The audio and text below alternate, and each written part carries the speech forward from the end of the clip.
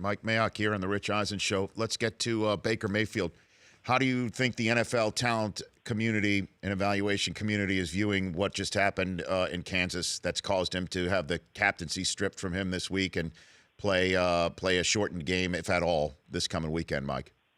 No, I think they see some immaturity. But here's what I would tell you in the big picture, Rich. You would much rather how do I put it? That was an immature act, and certainly demanded that his coaching staff discipline him, and I'm happy they did. But he's a competitive kid, and I think NFL community would rather see a competitive quarterback who's immature and will grow out of that, rather than a player that's been arrested and there's been physical abuse or there's been armed robbery or all the stuff that we have to deal with at draft time. When you kind of slot that in, you want the guy to be a leader. Absolutely.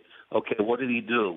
Well, in a competitive situation on game day, not off the field, on the field, he was a jerk and reacted to a group of Kansas kids that were jerks for not shaking hands pregame. And I hate it, and I'm happy he's disciplined, but let's see if he learns from the lesson and moves on. At the end of the day, he's a really competitive kid, and he did something he regrets, I'm sure. So that'll definitely be brought up to him with the grease board in the rooms in Indianapolis come February.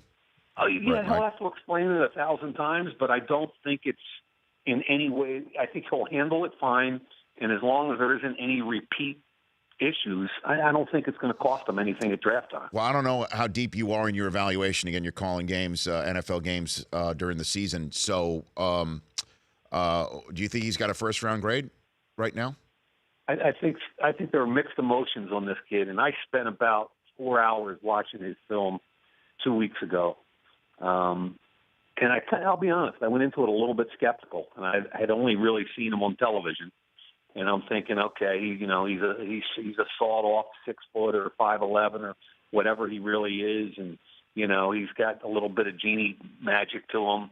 But I came away after 4 hours of tape going, oh, I better watch myself. This kid's got a legitimate arm, bigger arm than I expected. And what I really like, Rich, is when he escaped the pocket, he escaped to throw, not to run. And even though he can run, and I believe he's competitive. I believe he's tough. I think he's mostly accurate. I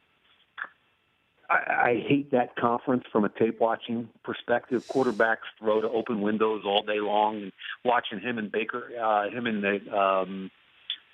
Mason Rudolph, Oklahoma State, was watching 7-on-7 scrimmage. Nobody covers anybody. The Rich Eisen Show, weekdays at noon Eastern on Audience.